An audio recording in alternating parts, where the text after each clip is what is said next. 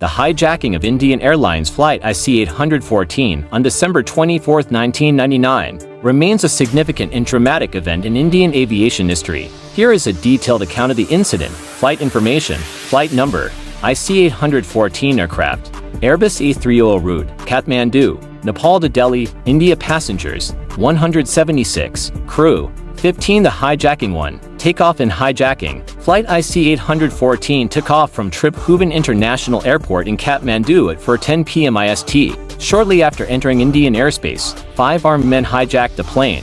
They were later identified as members of the Pakistan-based militant group Harkatul al-Mujahideen. 2. Initial diversion. The hijackers forced the aircraft to divert from its scheduled route. The plane first made an emergency landing at Raja Sansi Airport in Amritsar, India, for refueling. Indian authorities attempted to delay the refueling, but the hijackers, sensing the delay, ordered the plane to take off without refueling. 3. Flight to Lahore. The plane was initially directed to Lahore, Pakistan, but Pakistan denied permission to land.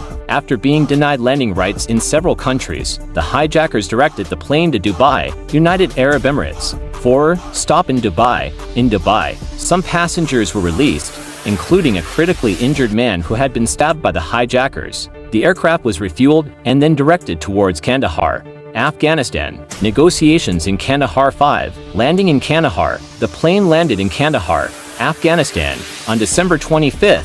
At that time, Kandahar was under Taliban control. The Taliban surrounded the aircraft to prevent any rescue attempts and offered to mediate between the hijackers and Indian authorities. 6. Demands of the hijackers. The hijackers demanded the release of 3 militants held in Indian prisons: Maulana Masood Azhar, Ahmed Omar Saeed Sheikh, and Mushtaq Ahmed Zargar. They also demanded a ransom of $200 million and the return of the body of a hijacker who had been killed. 7. Indian government's response. The Indian government, led by Prime Minister Atal Bihari Vajpayee, faced intense pressure from the families of the hostages and the public.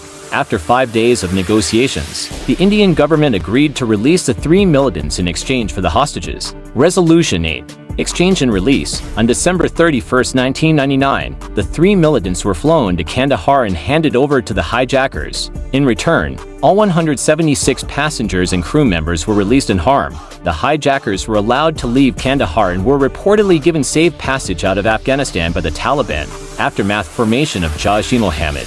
Following his release, Maulana Masood Azhar founded the terrorist group Jaish-e-Mohammed, which was responsible for several attacks in India, including the 2001 Indian Parliament attack. The IC-814 hijacking remains a pivotal moment in Indian history.